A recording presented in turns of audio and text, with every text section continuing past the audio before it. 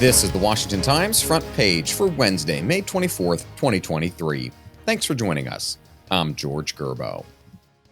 China's government has rejected President Biden's assertion that a thaw in U.S.-China relations is coming soon. Bill Gertz reports a Chinese Foreign Ministry spokesperson told reporters that China and the U.S. will maintain needed communications, but that talks cannot be held until the U.S. lifts sanctions on Chinese officials and institutions. The shoot-down of a Chinese surveillance balloon earlier this year derailed a planned trip to Beijing by Secretary of State Antony Blinken. He had intended to visit as part of a policy shift toward seeking détente with China's government. State Department spokesperson Matthew Miller said he had no announcements about whether the trip is on. The Surgeon General says there's reason to be concerned about the potential harm social media inflicts on young Americans.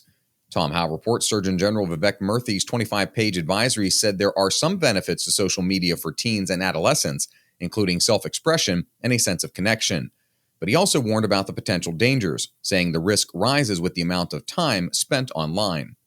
Many social media users are exposed to hate-based content online or content related to suicide or self-harm.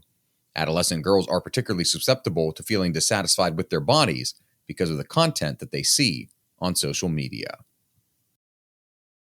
A federal appeals court upheld the diversity policy at Thomas Jefferson High School for Science and Technology in Fairfax County, Virginia, ruling that the plan survives constitutional scrutiny despite cutting Asian American admissions by 26%.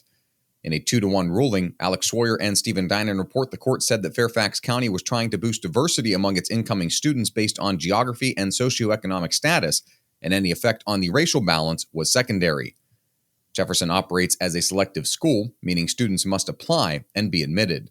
Anywhere from 2,500 to 3,000 students apply annually, and the school admits about 550. House Republicans criticized a top Biden administration regulator for what they say is a politically driven rule that requires some home buyers with higher credit scores to pay higher mortgage fees while giving a break to applicants with riskier credit. Dave Boyer reports several Republicans on the House Financial Services Committee pressed Federal Housing Finance Agency Director Sandra Thompson about the agency's motives in implementing the new loan-level pricing adjustments to mortgage fees through Fannie Mae and Freddie Mac. Under the rule, home buyers with a good credit score over 680 pay about $40 more each month on a $400,000 loan, or more, depending on the size of the loan. Thompson defended the FHFA's updated fee grid, saying that borrowers with lower credit scores and lower down payments will continue to pay higher overall mortgage costs than borrowers with higher credit scores and higher down payments.